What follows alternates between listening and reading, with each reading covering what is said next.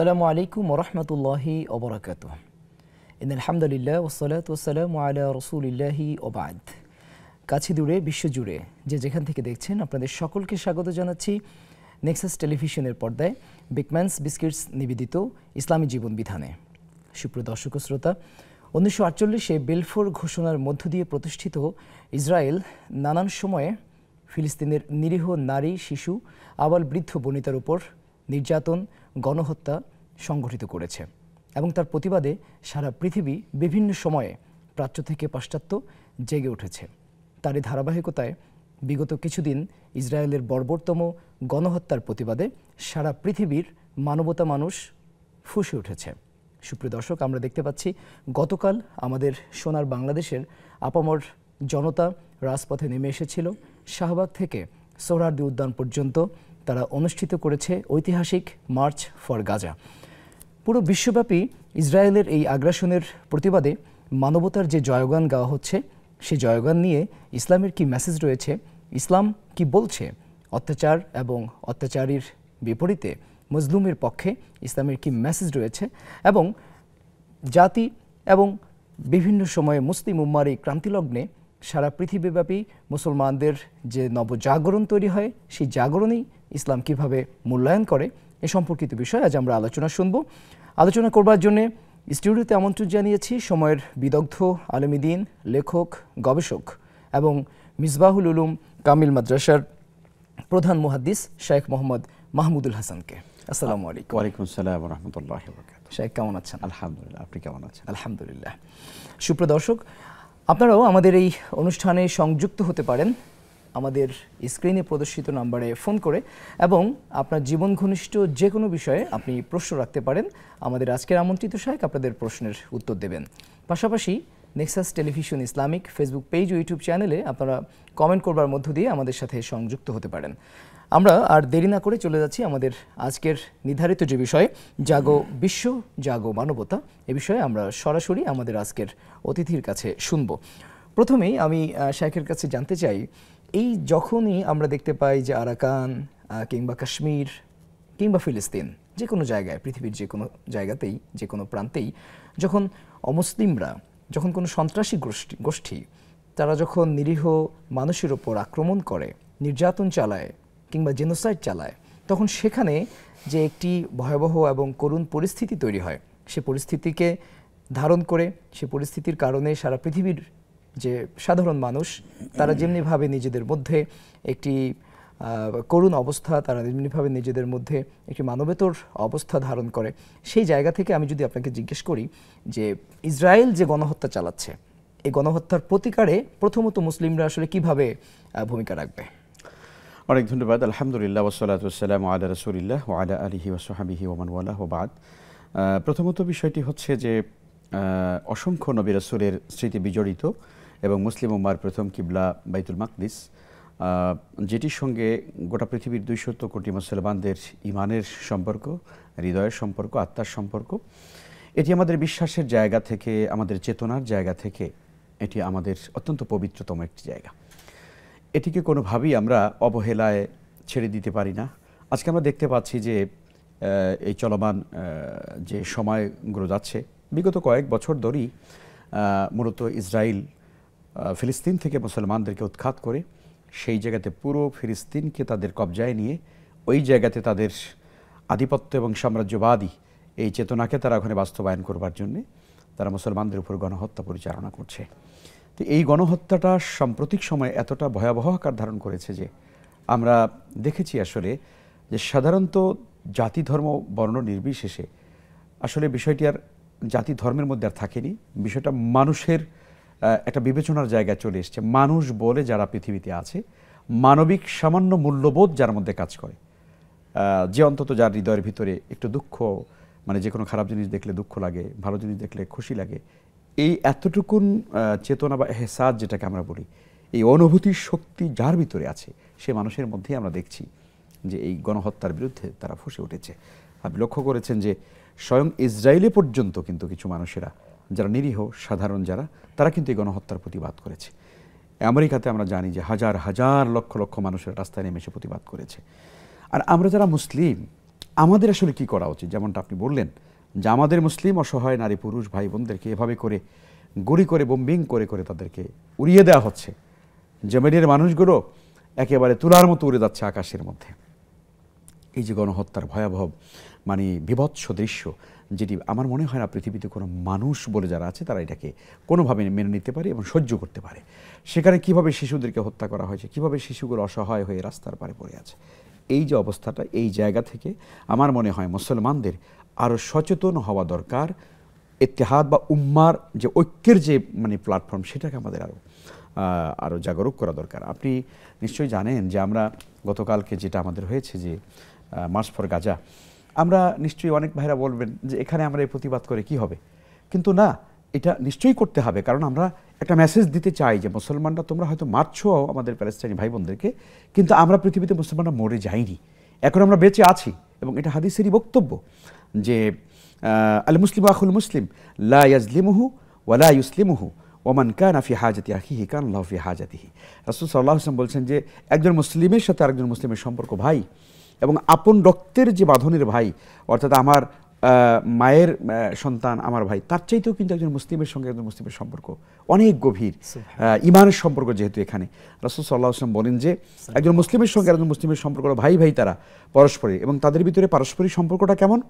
লা ইয়াজলিমুহু ওয়া লা ইউসলিমুহু, সে তাকে অত্যাচার করবে না এবং সে কোনো জালিমের কাছে তাকে কি করবে না, সোপর্দ করে দিবে না, কাউকে মানে হস্তান্তর করে ফেলবে না, যাতে করে তাকে মারতে পারে, তাকে শেষ করে দিতে পারে। এটাও কোনো মুসলমানের কাজ নয়। ওমান কানা ফি হাজাতি আখিহি কানা আল্লাহু ফি হাজাতিহি। কোনো মুসলিম যদি কোনো মুসলমানের কোনো সমস্যা, কোনো অভাব, কোনো দুর্দশা, কোনো সমস্যা সংকটে যদি তার সমস্যা মানে করার জন্য, তাকে সেখান থেকে মুক্তি করার জন্য, যদি মুক্তি দেওয়ার জন্য যদি সেখানে ভূমিকা পালন করে, আল্লাহ রাব্বুল আলামিন কালকে আমাদের দিন ওই ব্যক্তির যে কোনো হাজত আল্লাহ পূরণ করে দেবেন। তো কাজে আমরা মনে করি এই যে কঠিন বিভৎস অবস্থা চলছে আজকে ফিলিস্তিনে, এটা চলতে পারে না। বিশ্ব বিবেক আজকে আমরা দেখেছি সেখানে নীরব হয়ে আছে। আমার কাছে মনে হয় যে আমেরিকার অথবা আপনি ধরেন লন্ডনের শহরের অথবা সেই ইসরায়েলের কথাই যদি বলেন, সেখানে একটা কুকুর যদি কেউ মেরে ফেলে অন্যায়ভাবে, তাহলে এটা কিন্তু চরম মানবাধিকার লঙ্ঘন, মানে এটা পশুর অধিকার লঙ্ঘন করা হলো। আপনি কেন এই কুকুরটা মারবেন? মানে গোটা বিশ্ব বিবেক জেগে উঠছে, আল্লাহ একটা প্রাণীকে হত্যা করা হয়েছে, কত বড় মানে মহা অন্যায় হয়ে গেছে।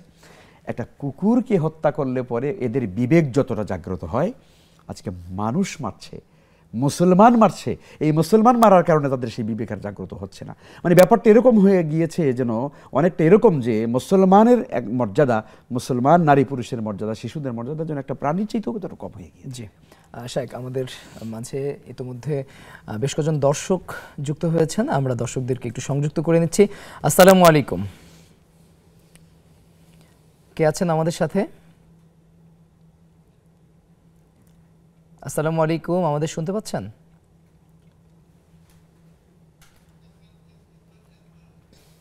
জি, আমরা পরবর্তী ফোন কলটি নিচ্ছি। আসসালামু আলাইকুম। ওয়ালাইকুম আসসালাম ওয়া রাহমাতুল্লাহি ওয়া বারাকাতুহু।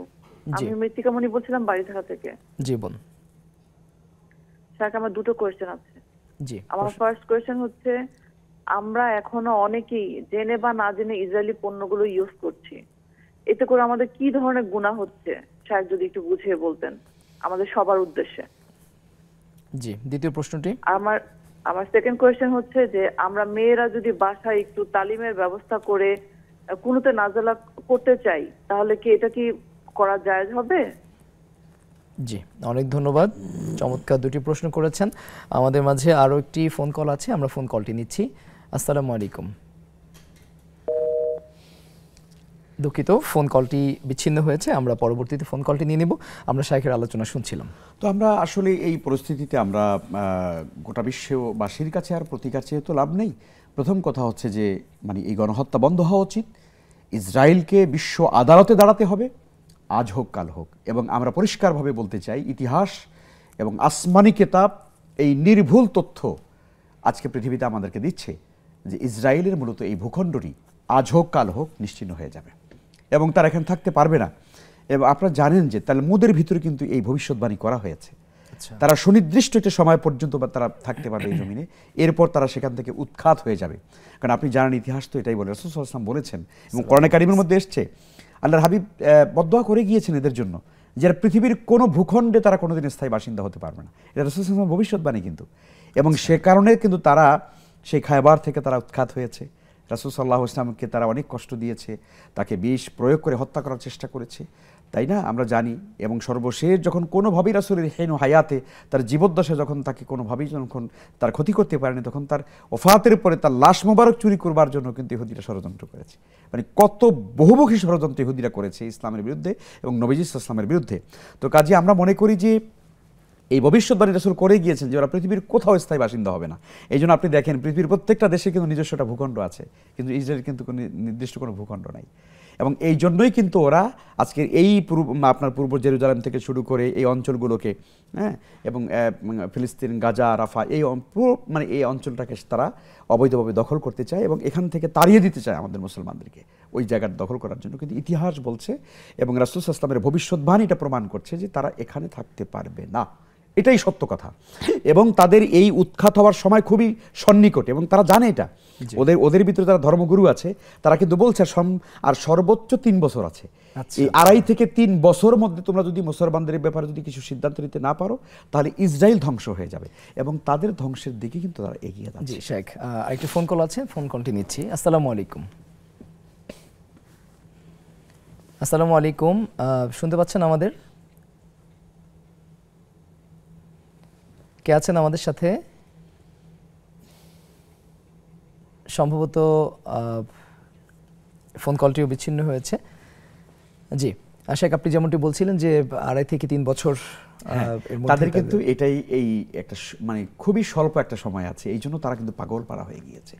এবং ওদের ধর্মের ভিতরে যারা ওই ইহুদি ধর্মের ভিতরে যারা বড় বড় পণ্ডিত, তারা তো আসলে জ্ঞান এবং জ্ঞান চর্চা করে তারা কিন্তু বলে দিয়েছে যে তোমরা যদি খুব দ্রুত একটা ব্যবস্থা নিতে না পারো তাহলে তোমাদেরকে এখান থেকে উৎখাত হতে হবে।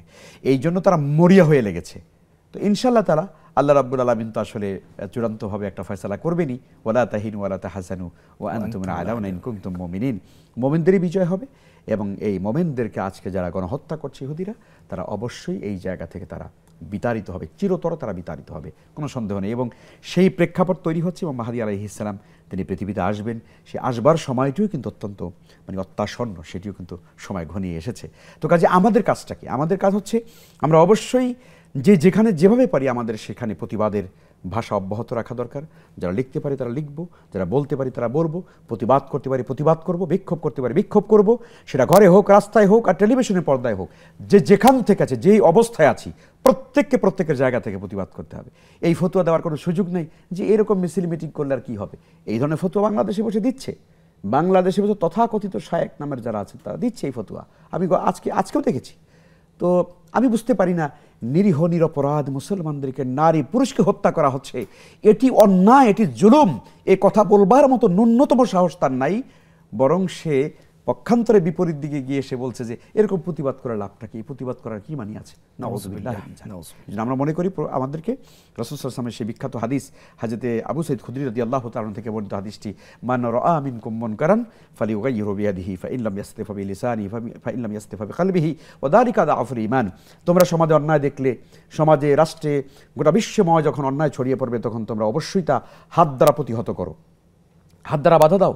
যদি না পারো তাহলে মুখ দ্বারা প্রতিবাদ করো, না পারলে অন্তরে ঘৃণা করো, পরিকল্পনা করো কি করে এই সমাজ থেকে অন্যায়কে দূর করা যায়, এই জাহেলিয়াত, এই জুলুমাত, এই অন্যায় গণহত্যা কি করে বন্ধ করা যায়। রাসূল সাল্লাল্লাহু আলাইহি ওয়াসাল্লাম এই হাদিস আমাদেরকে বলে গিয়েছেন। তারা কি হাদিস পড়েন না? এই জন্য আমরা মনে করি আমাদের প্রত্যেকের জায়গা থেকে আমাদেরকে প্রতিবাদ করা উচিত এবং সেই মানসিকতা লালন করা উচিত, আমাদের সেই লালন করা উচিত। জি শেখ, চমৎকার আলোচনা করছিলেন শেখ মাহমুদুল হাসান। সুপ্রিয় দর্শক, অনুষ্ঠানের এই পর্যায়ে নিচ্ছি ছোট্ট একটি বিরতি, ফিরছি বিরতির পর।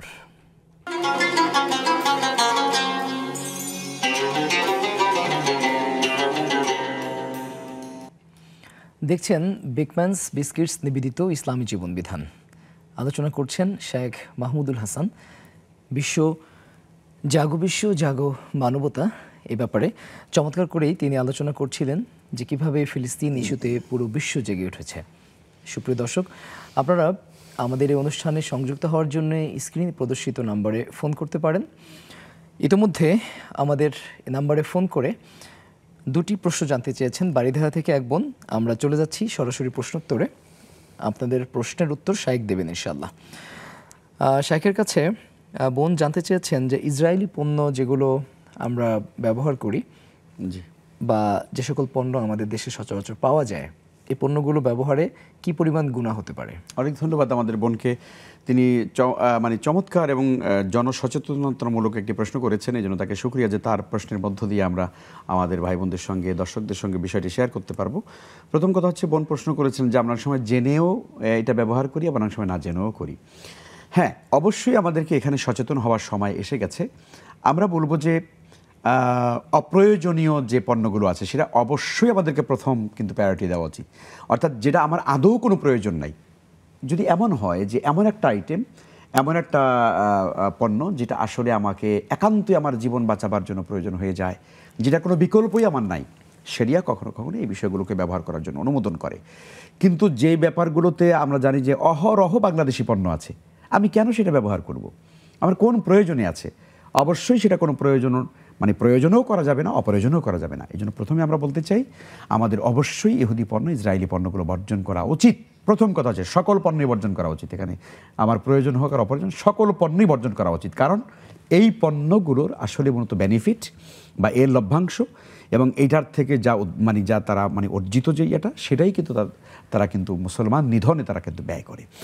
আমার একটি পেনি, আমার একটি টাকা, এটাই কিন্তু আসলে মূলত আমার ভাইয়ের বুকে গুলি হয়ে, বুলেট হয়ে কিন্তু ঢুকছে।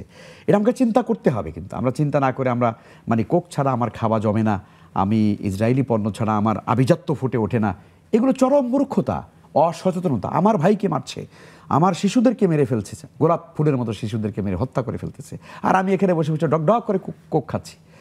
এটা একটা কি বিষাক্ত ব্যাপার, আমাদের কাছে চিন্তা করলেই খুব খারাপ লাগে। এই জন্য আমরা অবশ্যই এটা বর্জন করবো। এখন শরীয়ত দৃষ্টিকোণ থেকে আসলে এটা কোন ধরনের অপরাধ হবে? আল্লাহ তাআলা কোরআন কারীমের মধ্যে বলেছেন, তাআওয়ানু আলাল বিররি ওয়াত তাকওয়া, তোমরা ভালো কাজে, ন্যায় কাজে, কল্যাণমূলক কাজে, আল্লাহ ভীতির কাজে তোমরা একে অপরকে সহযোগিতা করো। ওয়ালা তাআওয়ানু আলাল ইসমি ওয়াল উদওয়ান, তোমরা পাপের কাজে, অন্যায়ের কাজে, সীমালঙ্ঘনের কাজে একে অপরকে সহযোগিতা করবে না। আমরা এই আয়াতে কারিমা সামনে রাখলে দেখি যে আমরা যদি ইহুদি কোনো পণ্য ব্যবহার করি, তাহলে আমাদের এই টাকা, এই অর্থ থেকে ওরা মূলত আমাদের মুসলিম নিধনে, গণহত্যায় কিন্তু এই টাকাটা, এই অর্থকে তারা ব্যয় করছে। ফলে আমি যখন এই পণ্য ব্যবহার করছি, তখন আমার এই পণ্য ব্যবহার করাটা আমারই মুসলিম ভাই বোনদেরকে হত্যা করার কাজে, গণহত্যার কাজে কিন্তু প্রচ্ছন্নভাবে আড়ালে থেকে হলেও কিন্তু আমার এই সহযোগিতা তাদেরকে কিন্তু কাজ দিচ্ছে। অর্থাৎ আমি যেন ইহুদিদেরকে যেন সাহায্য করছি, সহযোগিতা করছি আমার ভাইদেরকে মারার জন্য। তাহলে এই অন্যায় কাজে সহযোগিতা করা হারাম, অন্যায় কাজে সহযোগিতা করা হারাম, এটা নিষিদ্ধ একেবারে।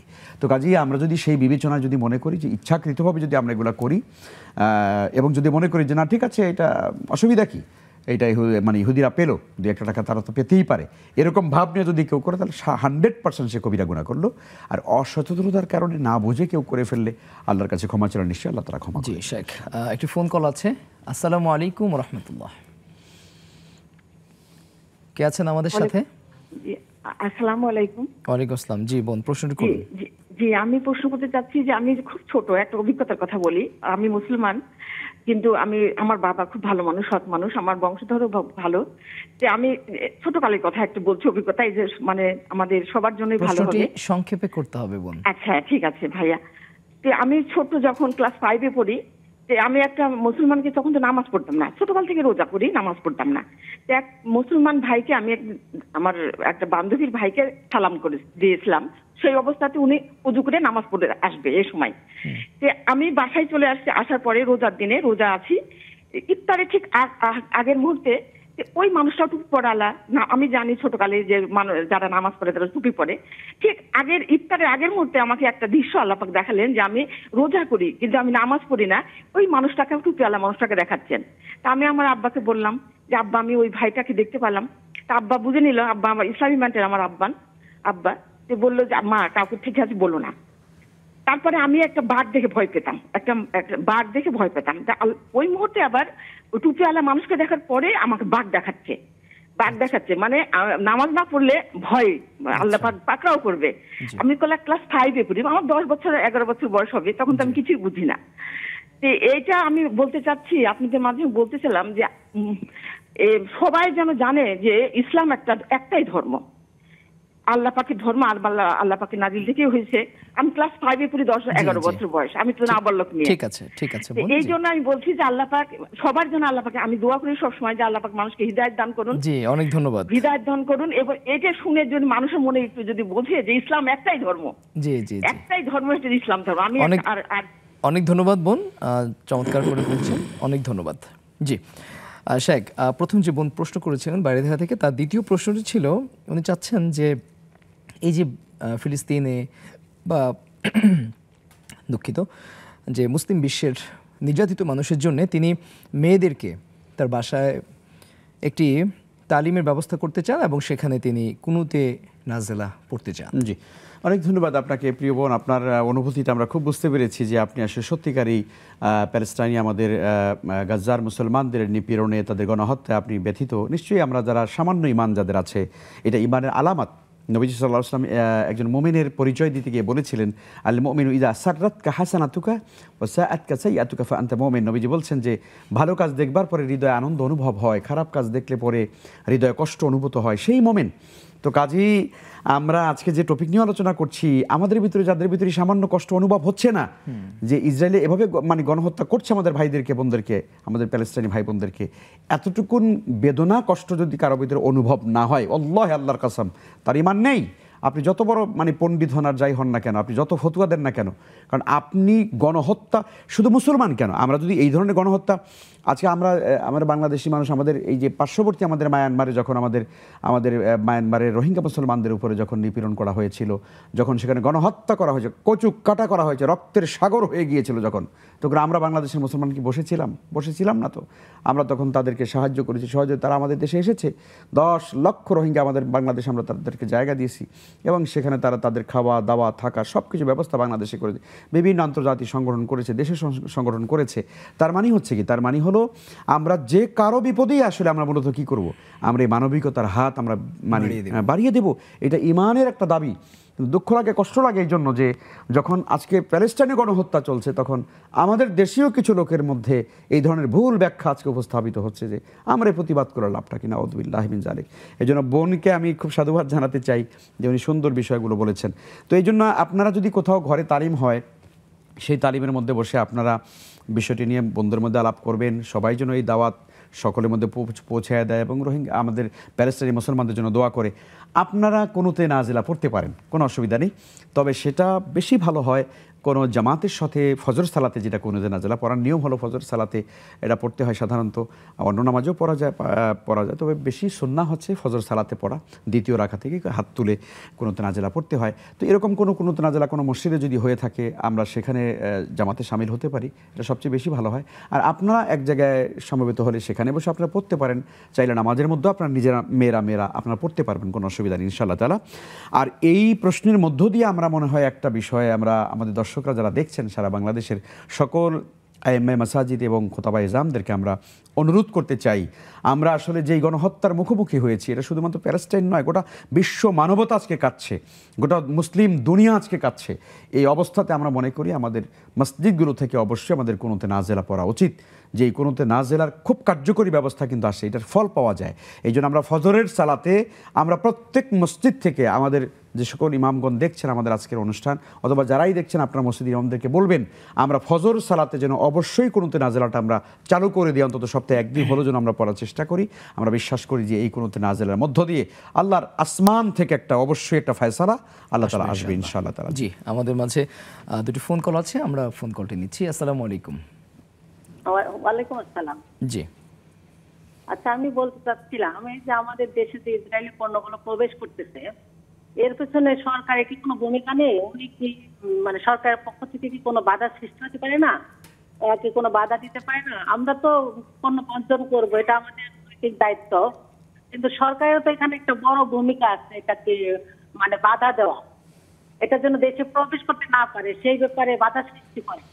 জি, আমি এইটাই সরকারের কাছে প্রশ্ন রাখতে চাই, ওনারা যেন এই বিষয়টা খেয়াল করে, যাতে সাধারণ মানুষের কাছে এই পণ্যগুলো পৌঁছাতে না পারে। জি বোন, এটা চমৎকার চমৎকার। শেখ, উনি আসলে যেটি বলছিলেন সেটি আমি আসছি, তবে তার আগে একটু ফোন কল আছে, আমি সেটিও নিয়ে নিচ্ছি। জি, কে আছেন আমাদের সাথে? আসসালামু আলাইকুম। ওয়ালাইকুম আসসালাম ওয়া রাহমাতুল্লাহ। হুজুর, আমি বলতেছিলাম মোহাম্মদ ইকরামুল হক। জি বামনডাঙ্গা গাইবান থেকে বলতেছিলাম। জি বলুন। আপনারা ভালো আছেন হুজুর? আলহামদুলিল্লাহ। প্রশ্নটি করুন একটু আমার ভাই। দুটি প্রশ্ন। জি জি জি, আমার দুটি প্রশ্ন হুজুর। জি প্রথম কোশ্চেন হচ্ছে, আমি রুকুতে এবং সিজদায় আমরা তো জানি যে সুবহানা রব্বিল আযীম 3 বার করতে হয়, অথবা 5 বার অথবা 7 বার, তাই না হুজুর? জি এটি যদি আমার যদি 2 বার হয়ে যায় ভুল ক্রমে, এটা কি আমার নামাজ নষ্ট হবে? ভুলে তো যদি 2 বার বলি সুবহানা জি। রব্বিল আযীম। জি জি, দ্বিতীয় প্রশ্নটি বুঝতে করুন। পারছেন হুজুর?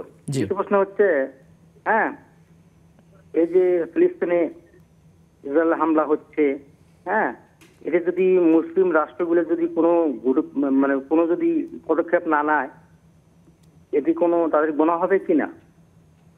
আচ্ছা জি গোনা হবে কিনা? জি জি অনেক ধন্যবাদ শেখ। তো বোন যেমনটি বলছিলেন যে ইসরায়েলি পণ্য যেগুলো আমাদের দেশে প্রবেশ করে, এক্ষেত্রে সরকারের আসলে এই পণ্য প্রবেশে বাধা দেওয়ার কোনো সুযোগ আছে কিনা, কিংবা সামগ্রিকভাবেই যে সকল ব্যবসায়িক প্রতিষ্ঠানগুলো এই সকল পণ্য আমদানি করে তাদের কোনো ভূমিকা আছে কিনা? অনেক ধন্যবাদ। আমরা জানি স্বাভাবিকভাবে আসলে মানে বিদেশি পণ্যের প্রতি সবসময় আমাদেরকে নিরুৎসাহিত করা হয়, জনসাধারণকে দেশীয় পণ্য ব্যবহারের জন্য উদ্বুদ্ধ করা হয়। কিন্তু তারপর আপনি দেখেন সরকারের জায়গাটায় আসছি, কিন্তু আমরা যারা আছি সাধারণ জনগণ, আমরা আসলে কতটা দেশীয় পণ্য আমরা ক্রয় করি? বাজারে গেলে দেদার্স ইন্ডিয়ান শাড়ি আমরা ক্রয় করে নিচ্ছি, তাই না? আমরা বিদেশি যত পণ্য আছে আমরা দেদার্সে ক্রয় করছি। তো এই জন্য আমাদের সচেতনতা যেমন সাধারণ মানুষের হতে হবে, আবার এটা রাষ্ট্র যারা পরিচালনা করেন, ব্যবসা বাণিজ্য যারা নিয়ন্ত্রণ করেন, তাদেরও এই জায়গাটা আসলে স্ট্রিক্টলি আসলে এখানে ভূমিকা পালন করা উচিত আমরা মনে করি। আমরা মুসলিম হিসাবে আমাদের মুসলিম দেশগুলোকে আমরা প্রমোট করব, আমরা কোনো ইহুদি খ্রিস্টানদেরকে প্রমোট করব না, এই চিন্তা আমাদের থাকা উচিত। তবে বোন আপনাকে বলি, এই চিন্তা সম্পন্ন মানুষ, এই চিন্তা সম্পন্ন শাসক বাংলাদেশে সম্ভবত স্বাধীনতার পর থেকে আমরা খুব একটা বেশি পাইনি। না, আমরা যখনই দেখেছি যে দেশ যারাই শাসন করছেন আসলে দেশে লুটপাট করা, দেশ ভোগ করা, জনগণকে মানে শাসন করা, শাসনের নামে শোষণ করা, এটাই আমরা দেখেছি। চুরি করা, ডাকাতি করে, এছাড়া তো কিছু পাইনি আমরা। আল্লাহ মাফ করুক, সব মানুষ যে একেবারে আমার এই কথার মধ্যে পড়ে গেছে এমনটা না, কিছু ভালো মানুষ ছিল, সব জায়গায় ছিল, এখনও আছে। তো আসলে মূলত এই সচেতনতা যেমন সাধারণ নাগরিকদেরও আছে, আবার রাষ্ট্রেরও আছে। রাষ্ট্রের মুসলিম শাসকরা যখন রাষ্ট্র ক্ষমতায় যায় তখন তাদের কী কাজ? 4টা কাজ আল্লাহ তাআলা কোরআনে কারিমে বলে দিয়েছেন। আল্লাযীনা ইম্মাক্কান্নাহুম ফিল আরদ আকামুস সালাতা ওয়া আতাউজ যাকাতা ওয়া আমারু বিল মা'রুফ ওয়া নাহাউ আনিল মুনকার ওয়া লিল্লাহি আকাবাতুল উমুর। আল্লাহ তাআলা বলছেন যে আমি যখন মুসলিম শাসকদেরকে ক্ষমতায় বসাবো, নেতৃত্বে বসাবো, তখন তারা 4টা কাজ করবে। এক, তারা নিজেরা নামাজ পড়বে, নামাজ কায়েম করবে, নিজেরা যাকাত দেবে, যাকাত মানে ব্যবস্থাপনা তারা চালু করবে, আমারু বিল মা'রুফ এবং তারা সৎ কাজের আদেশ করবে, নাহাউ আনিল মুনকার এবং সকল অন্যায় কাজ থেকে নিজেরা বিরত থাকবে এবং জনগণকে তারা বিরত রাখার চেষ্টা করবে। তো এই কাজগুলো হচ্ছে সত্যিকারের মুসলিম শাসক যারা, তাদের কাজ। এখন আমরা এই কোরআনে কারিমের আয়াতে আলোকে যদি আমরা আমাদের শাসন ব্যবস্থাকে যদি দেখার চেষ্টা করি, তাহলে কি আমরা কী দেখতে পাবো? আসলে বাস্তবতার সাথে কোনো মিল নেই। এই জন্য আমরা মনে করি সেই রকম সুন্দর সুশাসন যেন বাংলাদেশে আসে, যাতে করে ফ্যাসিজম এই বাংলাদেশে কোনো দিন মাথা চাড়া দিয়ে উঠতে না পারে। মানুষের উপরে জুলুম, অত্যাচার, নিপীড়ন, দুঃশাসন, জাহিলিয়াত যেন বাংলাদেশে আসতে না পারে, সেই জন্য আমাদের সচেতন হওয়ার সময় এসে গেছে। এখন আমরা সেভাবে করে আগাবো ইনশাআল্লাহ তাআলা। তবে ইনশাআল্লাহ তাআলা আমাদের ভাই বোনরাও ভালো থাকবে, গোটা দুনিয়ার মুসলমানরা তারা মাথা উঁচু করে দাঁড়াতে থাকবে ইনশাআল্লাহ। সুপ্রিয় দর্শক, শুনছিলেন জাগো বিশ্ব, জাগো মানবতা। খুব চমৎকার করে আমাদের আজকের আমন্ত্রিত অতিথি কথা বলছিলেন এবং আপনাদের প্রশ্নের উত্তরও দিচ্ছিলেন। আমরা অনুষ্ঠানের পর্যায়ে নিচ্ছি ছোট্ট একটি বিরতি, ফিরছি কিছুক্ষণ পর।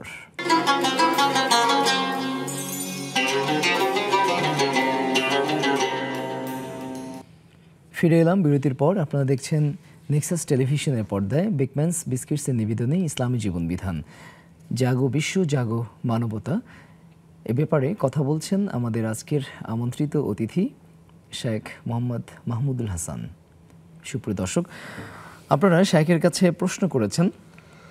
একজন ভাই তিনি জানতে চেয়েছেন, ইকরামুল হক, তিনি জানতে চেয়েছেন যে সুবহানা রব্বিয়াল আযীম কিংবা রুকু সাজদা যে তাসবিহগুলো আছে, যেগুলো বিজোড় সংখ্যক বার পড়ার কথা আছে, ভুলে যদি সেটি জোড় সংখ্যক বার হয়ে যায় 2 বার, জি, সেক্ষেত্রে আসলে হবে? অনেক ধন্যবাদ প্রিয় ভাইকে। আমরা ক্ষুদ্র ক্ষুদ্র ছোট ছোট সকল প্রশ্ন সম্পর্কে আমরা জানতে চাই, জানাটা ভালো এবং জানার দ্বারা আমাদের জ্ঞান সমৃদ্ধ হয়। সুন্দর প্রশ্ন করেছেন। না, এটা আসলে মানে ইসলাম এত কঠিন না। আর দিন ইউসরুন, দিন সহজ, ইয়াসসিরু ওয়ালা তুআসসিরু, সহজ করো, কঠিন করো না। ইসলামে আসলে কোনো বিষয়কে এত কঠিন করা হয়নি যাতে করে মানুষের জন্য আসলে কঠিন হবে। তো এই জন্য সাধারণত বেজোর পড়তে হয়, এটা নিয়ম। ইন্নাল্লাহ বিতরুন ইউহিব্বুল বিতরা, আল্লাহ তাআলা বেজোড় এবং তিনি বেজোড়কে পছন্দ করেন। সেই জন্য তাসবিহ তাহলিলগুলো যে কোনো ইবাদতের ক্ষেত্রে সংখ্যার ক্ষেত্রে বেজোড় আপনি দেখবেন 33 33 33, তাই না? তো বেজোড় হলে আল্লাহ তাআলা খুশি হন, স্বাভাবিক, এটা একটা স্বাভাবিক জেনারেল একটা নিয়ম। কিন্তু কোনো সময় যদি আপনি 34 বার পড়ে ফেলেন, ধরুন 33 পর থেকে আরেকবার পড়ে ফেলেছেন, এখন কি আপনার হারাম হয়ে যাবে? না। সুবহান রাব্বিয়াল আযীম আপনি 3 বার পড়তে হয়, আপনি হয়তো 4 বার পড়ে ফেলেছেন, তো এতে কি আপনার নামাজ ভঙ্গ হয়ে যাবে? না, কখনই হবে না। তো আমরা চেষ্টা করবো বেজোড় পড়তে, একান্ত মনের অজান্তে যদি হয়ে যায়, অথবা যদি একবার কমও পড়ে তাতেও কোনো অসুবিধা নেই। জি জি। তিনি আরেকটি বিষয় জানতে চেয়েছেন, যেটি আমাদের আজকের আলোচ্য বিষয়ের সাথেও সংশ্লিষ্ট অনেকটা। তিনি জানতে চেয়েছেন যে আসলে ফিলিস্তিনের উপর এই যে নেককারজনক হামলা, এই হামলার প্রতিবাদে মুসলিম বিশ্বের ভূমিকা আসলে কি, ওআইসি কিংবা ইসলামিক রাষ্ট্রগুলো আসলে কি ভূমিকা রাখছে? না, মুসলিম বিশ্ব বেঁচে আছে বলে তো আমাদের কাছে মনে হয় না। মানে পৃথিবীতে যাদেরকে আসলে বড় বড় মুসলিম দেশের শাসক আমরা যাদেরকে মনে করি, সৌদি আরব, দুবাই, আরব আমিরাত, কাতার, তারপরে আপনার মিশর, জর্ডান, তাই না, যাদেরকে আমরা মনে করি, এরা আসলে তুরস্ক, এরা কেউ এখন পৃথিবীতে বেঁচে আছে? আমার তো মনে হয় না, তো মরে গেছে। মানুষ তো আসলে মানে দেহটা বেঁচে থাকার নাম তো বেঁচে থাকে না। তার যদি আত্মা মরে যায়, তার যদি দিল মরে যায়, তার ইমান যদি মরে যায়, তাহলে সে বেঁচে থেকে লাভ কি? যেই মুসলমান শাসকরা আজকে এভাবে রক্তের মানে মহাসাগর হয়ে যাচ্ছে, আল্লাহু আকবার, আল্লাহু আকবার, এই কঠিন গণহত্যা দেখার পরেও যারা নিশ্চুপ ঘুমাতে পারে, আল্লাহে আল্লাহর কসম তারা মুসলমান না, আল্লাহে আল্লাহর কসম তারা মোমেন নয়। আপনি তাদের এই লেবাস আর জুব্বা কাব্বার মাথার ভিতরে এই বেউরা টুপি দিয়ে মনে করছেন এরা মুসলমান? এরা মুসলমান নয়, এরা মুসলমানদের লেবাস ধরে আছে। এরা মূলত আসলে সম্পূর্ণভাবে ইহুদিবাদ এবং জায়নবাদীদের একদম প্রত্যক্ষ সহযোগী। এরা প্রত্যক্ষ সহযোগী। আর এ কারণে আজকে মুসলমান মারছে, এদের কোনো দুঃখ লাগে না, কোনো কষ্ট লাগে না। মোমেনের ভাই, কিন্তু কাফের মোমেনের ভাই না। এই জন্য মোমেন মরছে, মুসলমান মরছে, তো কাফের মনে কষ্ট লাগবে কেন? এরা তো আসলে মোমেন নয়। এই জন্য এদের কাছ থেকে আমরা মুসলমানদের দুর্দশায় কখনো আমরা এদের সাহায্য পাবো, সহযোগিতা পাবো, এটা আশা করার কোনো মানে নেই।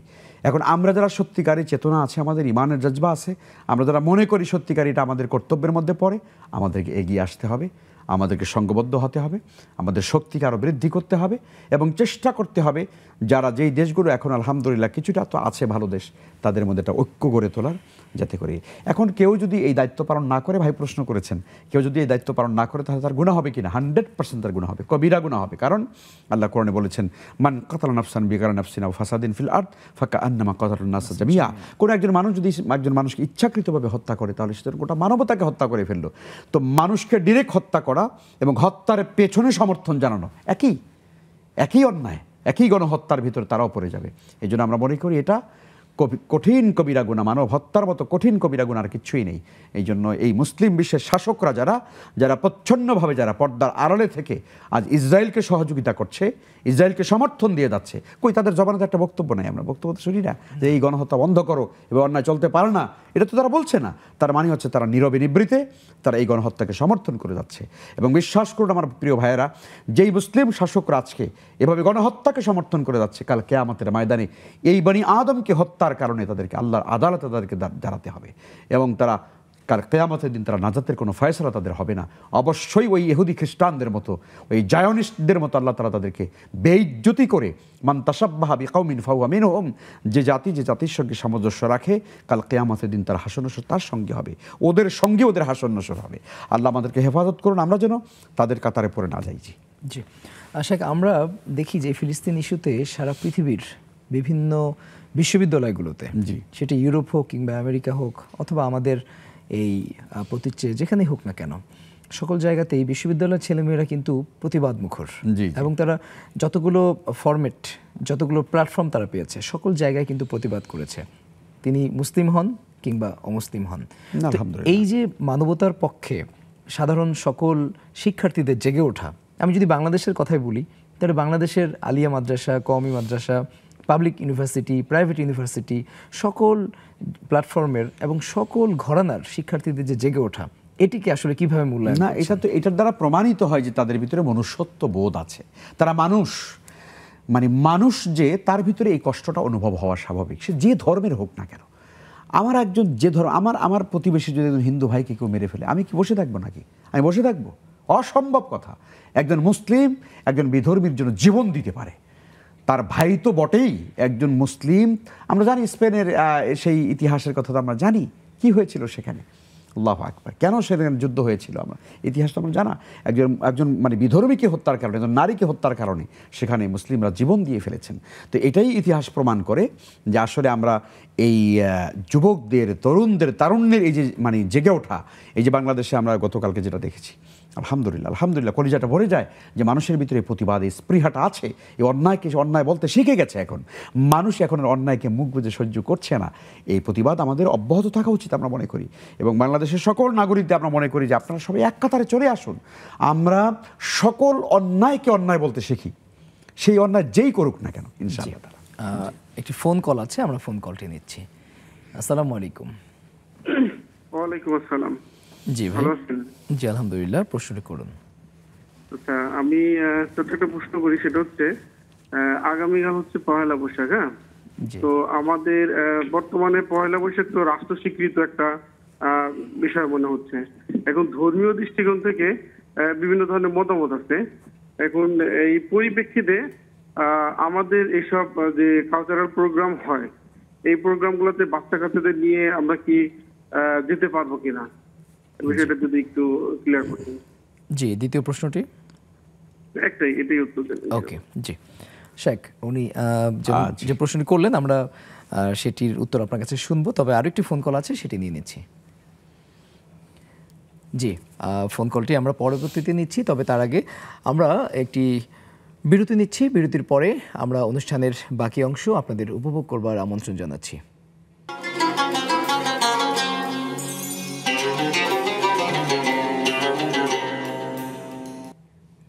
দেখছিলেন বেকম্যানস বিস্কিটস নিবেদিত ইসলামী জীবন বিধান।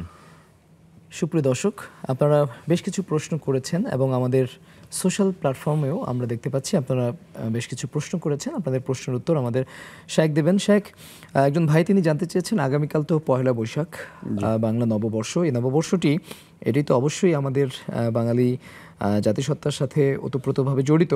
তো এটির ব্যাপারে ইসলাম কি বলে, এবং নববর্ষকে কেন্দ্র করে যে সাংস্কৃতিক অনুষ্ঠানগুলো হয়, এই অনুষ্ঠানগুলোতে ফ্যামিলি নিয়ে অংশগ্রহণ করার সুযোগ আছে কিনা? অনেক ধন্যবাদ প্রিয় ভাইকে, শুকরিয়া, সুন্দর প্রশ্ন করেছেন। ব্যাপারটি আসলে একটা আপেক্ষিক ব্যাপার, একতরফা কথা বলার সুযোগ কম। আমরা জানি আসলে আমাদের বাংলা সনে পহেলা বৈশাখ এটি বছরের প্রথম একটা সূচনা তারিখ। সেই হিসাবে আমাদের ফল ফসল, এটার একটা হিসাব, বছরের অন্যান্য বিষয়ের যে হিসাব, ব্যবসা বাণিজ্যের যে হিসাব, সেগুলোকে আমরা আপডেট করে থাকি এই পহেলা বৈশাখকে কেন্দ্র করে। আমরা জানি ছোটোবেলা থেকে আমরা দেখে আসতাম হালখাতা হয়, তাই না? এক বছরের হিসাব নিকাশকে আপডেট করা হয়। তো এইটা আসলে ব্যবসা বাণিজ্যের ক্ষেত্রে, ফল ফসলের হিসাবের ক্ষেত্রে যদি স্বাভাবিক একটা প্রক্রিয়া থাকে, তাহলে এটা শরিয়াতের সঙ্গে, ইসলামী শরিয়ার সঙ্গে এটার কোনো সাংঘর্ষিকতা নেই, এটা আমরা মনে করি। কিন্তু আসলে এটা সময়ের পট পরিক্রমা, সময়ের পরিবর্তনে দেখা গিয়েছে যে এটা আর আসলে ওই পর্যন্ত আর নেই। পহেলা বৈশাখটা এখন আর শুধুমাত্র ওইভাবে নেই, এটা এখন একটা যেন সাংস্কৃতিক একটা রূপ পেয়ে গেছে নতুনভাবে। এখানে কিছু মূর্তি টূর্তি ইত্যাদি বিভিন্ন প্রাণীর নানান রকমের মুখোশ পরে ঠরে মানুষের এখানে একটা মানে আবহ সৃষ্টি করে ফেলেছে, একটা নতুন আনন্দের একটা সৃষ্টি করে ফেলেছে। সেটাও আসলে আমরা করতে করতে এমন পর্যায়ে চলে গেছে যে কখনো কখনো এটা শিরকের পর্যায়ে চলে যায়। তো এই যে একটা ব্যাপার যে সংস্কৃতির নামে আমরা এমন কিছু কাজ করি যেটা আসলে আমাদের ঈমান এবং বিশ্বাসের সঙ্গে সাংঘর্ষিক। যেমন আমরা যেটা মনে করছি মঙ্গল শোভাযাত্রা, আপনি এটাকে কিভাবে ব্যাখ্যা করবেন বলেন? মানে এখানে কিছু মানে পেঁচা বা আরো কি কি প্রাণী যেন, আমি তো এবার কিন্তু নাম এবারে এটা পরিবর্তন হয়েছে। হ্যাঁ, আমি আপনাকে বলি, অতীতের কথা বলছি, যে এই যে আমাদের অতীতে যে বিষয়গুলো চলে আসছে, বিভিন্ন প্রাণীদের মুখোশ পরে টরে, তো এগুলোকে কি মনে করা হতো যে এগুলো নিয়ে বের হলে পহেলা বৈশাখে মানুষের মঙ্গল হয়। তো অথচ ইসলাম কি এটা বলে?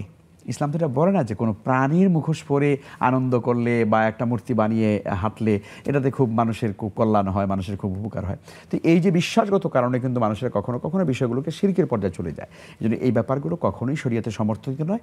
আপনি বলেছেন যে ছোটোখাটো জায়গাতে বাচ্চাদেরকে নিয়ে যেতে পারবেন কিনা। দেখুন, পহেলা বৈশাখে আমাদের গ্রামীণ যে সংস্কৃতিটা ছিল, গ্রামে কি হতো, গ্রামে আপনার এরকম আনন্দ হতো, ছোট ছোট বাজারে এরকম আনন্দ, মানে বিভিন্ন খেলাধুলা থাকতো, বিভিন্ন জিনিস খাওয়া দাওয়া, মানে এটা ছিল একটা স্বাভাবিক একটা ব্যাপার, তাই না? শালীন একটি, হ্যাঁ, শালীন পর্যায়ের এখানে।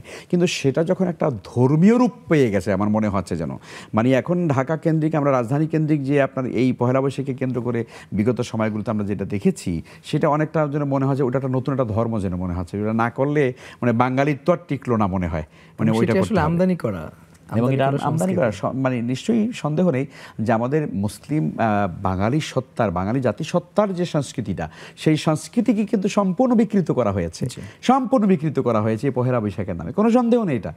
তো যাই হোক, এবারে আমরা দেখছি নাম পরিবর্তন করা হয়েছে, আবার দেখলাম যে নাম কেন পরিবর্তন করা হলো আমাদেরকে না জানিয়ে, সেটাও আবার দেখলাম কেউ কেউ সাংবাদিক সম্মেলন করছেন। তো আপনাদেরকে কি জানাতে হবে জানি না আমি। তো আমরা মনে করি সার্বিকভাবে আসলে এই দিবসটি শুধুই মাত্র স্বাভাবিক পর্যায়ের আমাদের বছরান্তে একটা হিসাব নিকাশের এই শুধুমাত্র দিবস হিসাবে পালিত হতে পারে, এর সঙ্গে আসলে ভালো মন্দের কোনো সম্পর্ক নেই। মূলত খাইরিহি ওয়া শাররিহি মিন আল্লাহ তাআলা, ভালো মন্দ সবই আল্লাহর পক্ষ থেকে আসবে, এটা আমাদেরকে বিশ্বাস রাখতে হবে এবং সন্তানদেরকেও এই অপসংস্কৃতি থেকে আমাদেরকে বাঁচিয়ে রাখতে হবে। আর আমরা মনে করেন সন্তানদেরকে নিয়ে অনেক সময় এরকম হলুদ জামা কাপড় পরে পরে মানে এটাকে বাধ্যতামূলক বানিয়ে ফেলেছি। তো বাচ্চারা মনে করে ও পহেলা বৈশাখ মানে এইটা না, ও করতে হয়, যেতে হয় না। তো আমাদের সন্তানরা কিন্তু আস্তে আস্তে করে ওই দিকে চলে যাচ্ছে। এই জন্য আমরা মনে করি আমাদের সন্তানদেরকে সুস্থ সংস্কৃতি বিকাশে তাদেরকে আমরা কাজে লাগাবো ইনশাআল্লাহ। জি শেখ, ফেসবুকে নেক্সাস টেলিভিশন ইসলামিক, সেখানে একজন জানতে চেয়েছেন যে মারা যাওয়ার পর তার মৃত বাবা মায়ের সাথে দেখা হবে কিনা। মারা যাওয়ার পরে, অর্থাৎ আপনি মারা যাওয়ার পরে দেখা হবে কিনা, না, দেখা তো আর মরে যাওয়ার পরে হয় না, এটাই স্বাভাবিক, তাই না? অর্থাৎ পৃথিবীতে কেউ বেঁচে আছেন আর কেউ মরে গেছেন, দেখা হবে হাসরের ময়দানে, এটাই স্বাভাবিক। তবে হ্যাঁ, দুনিয়া যারা বেঁচে থাকেন তারা স্বপ্নে অনেক সময় যারা মারা যান তাদেরকে দেখতে পারেন।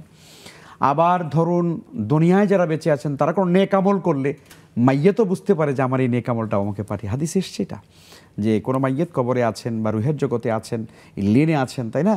সে যখন তার রুহে কোনো প্রশান্তি আসে, আল্লাহ কোনো নেয়ামত তাকে দেন, তখন সে জানতে চায় কে পাঠিয়েছে এটা। তখন আল্লাহর পক্ষ থেকে বলা হয় যেটা তোমার বাবা, তোমার মা, তোমার ভাই বোন আপনজন কেউ পাঠিয়েছে, নেক আমল করেছে, তারা তোমার জন্য দোয়া করেছে। তো এই জন্য আমরা এইভাবে, অর্থাৎ রুহানি জগতে বা আধ্যাত্মিকভাবে আসলে আমাদের এই অনুভূতিটা হয়। কিন্তু আমি মরে গেলে পরে সরাসরি দেখা হবে অথবা মানে এটা আসলে বাস্তব নয়। জি জি শেখ, আমাদের দেশে বিভিন্ন মানবাধিকার সংস্থা রয়েছে, যারা আপনি প্রথমে একটি ইঙ্গিত দিয়েছিলেন, পাশ্চাত্যের কথা বলছিলেন যে সেখানে একটি প্রাণী যদি কখনো হত্যা করা হয় তখন তারা খুব ফুঁসে ওঠে। তো আমরাও দেখি যে আমাদের দেশে অনেক মানবাধিকার সংস্থা আছে যারা তিল থেকে, পান থেকে যদি চুন খসে তাহলে তারা দেখা যায় যে প্রতিবাদ মুখর হয়ে ওঠে। তাদের কি কোনো ভূমিকা কি আসলে আপনার চোখে পড়েছে কিনা ফিলিস্তিন ইস্যুতে? না, খুব সুন্দর বলেছেন, অনেক ধন্যবাদ আপনাকে। মানে এই জাতীয় গণহত্যাগুলো পৃথিবীতে যখন পরিচালিত হয় মুসলমানদের বিরুদ্ধে, তখন আসলে আমাদের তথাকথিত সুশীল এবং তথাকথিত যারা আপনার কি বলে, যেটা বললেন মানবাধিকার কর্মী, মানে তখন তারা আসলে একদমই মুখে কুরুক দিয়ে বসে থাকেন। মানে তাদের মানবাধিকারের সংজ্ঞাটাও যেন একটা নির্ধারিত একটা ফ্রেমের মধ্যে বাধা আছে, এবং এটাই বাস্তব সত্য কথা এটা, যে তাদের এই মানবাধিকারটা আসলে বিশেষ কিছু শ্রেণীর লোকদের অধিকারকে প্রতিষ্ঠার জন্য, কোনো সন্দেহ নেই এটা। কারণ একজন মানুষ, একজন মুসলিম যদি আপনার মারা যায় বা তার উপর নিপীড়ন করা হয়, তার উপর নির্যাতন করা হয়, একজন আলেম যদি, আজকে ধরুন কথার কথা, একজন আলিম তিনি বছরের পর বছর পর্যন্ত তিনি নির্বিচারে, অর্থাৎ আপনার মানে কি বলবো আমরা, জেলখানায় তিনি বন্দী ছিলেন এবং তিনি জুলুমের শিকার হয়েছেন, মিথ্যাচার করে তার ন্যায় বিচার থেকে তাকে বঞ্চিত করা হয়েছে, তাই না? এবং তার ন্যায় বিচারের নামে যে প্রহসন করা হয়েছে, স্কাইফি কেলেঙ্কারি করা হয়েছে, কোথাকার মানবাধিকার শুনতে আপনারা কি বলতে পারলেন না এটা, যে এটা এই কেলেঙ্কারিতে কীভাবে একটা ন্যায় বিচার প্রতিষ্ঠিত হতে পারে? পড়েননি তো কেউ।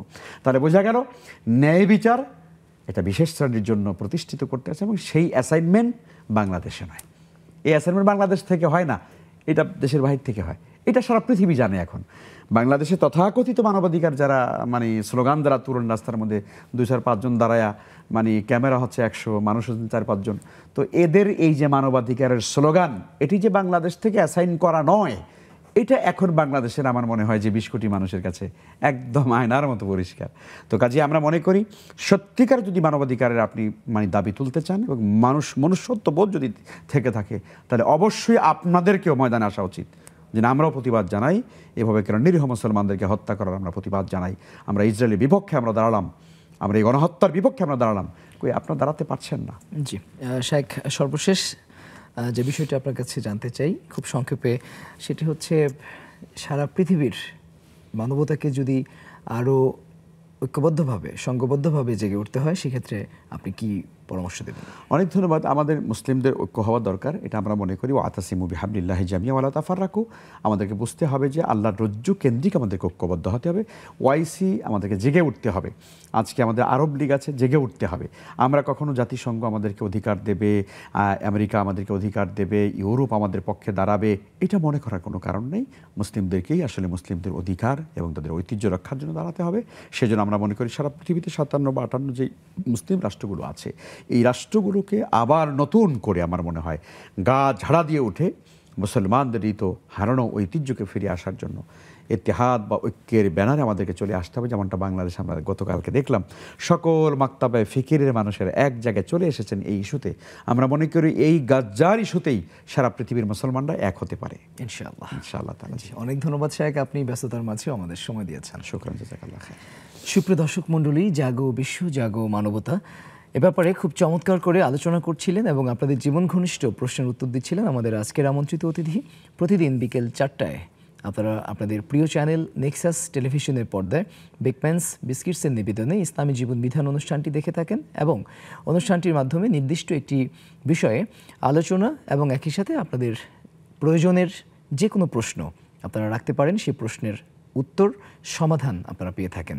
আপনাদের নেক্সাস টেলিভিশনের সকল আয়োজনের সাথে সংযুক্ত থাকার আহ্বান জানিয়ে আজকের মতো এখানেই বিদায় নিচ্ছি। আল্লাহ হাফেজ। আসসালামু আলাইকুম ওয়া রাহমাতুল্লাহি ওয়া বারাকাতুহু।